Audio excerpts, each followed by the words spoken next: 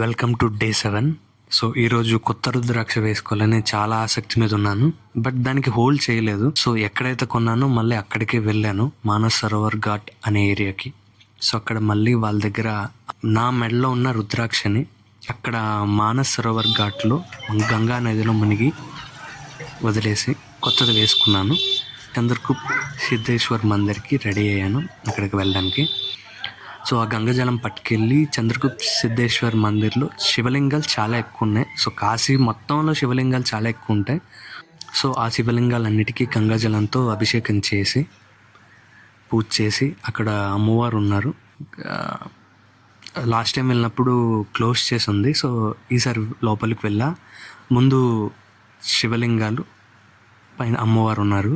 So అదే ప్లేస్లో ఎవరో ధ్యానం చేస్తున్నారు ఆవిడ, పెద్ద ఆవిడ. సో కాశీలో చాలామంది నమ్ముతారు ఏదైనా ఇట్లా ధ్యానం కానీ పూజ కానీ శివయ్యని తలుచుకుంటే చాలా చాలా మంచిది అని.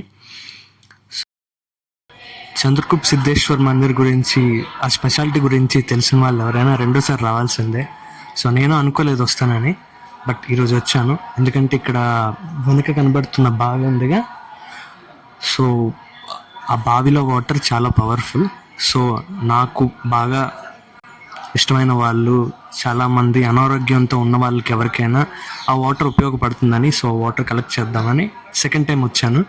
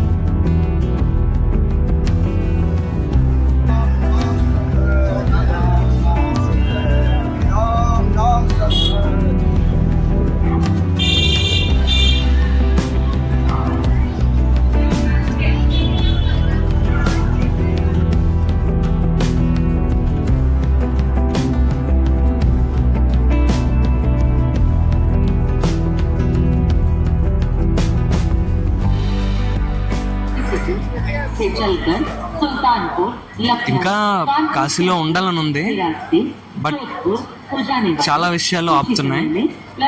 సో సెకండ్ క్లాస్ ఏసీ తీసాను టికెట్, బట్ కన్ఫర్మ్ అవ్వలేదు. సో ఈరోజు ఎలా అయినా రిటర్న్ అవ్వాలి కాబట్టి స్లీపర్ క్లాస్కి వెళ్తున్నాను టీటీతో మాట్లాడి. సో వన్స్ హైదరాబాద్ రీచ్ అయిన తర్వాత నెక్స్ట్ ఏం చేయాలనేది ప్లాన్ చేద్దాం అనుకుంటున్నా. సో ప్రస్తుతానికైతే అది ఈరోజు సంగతులు.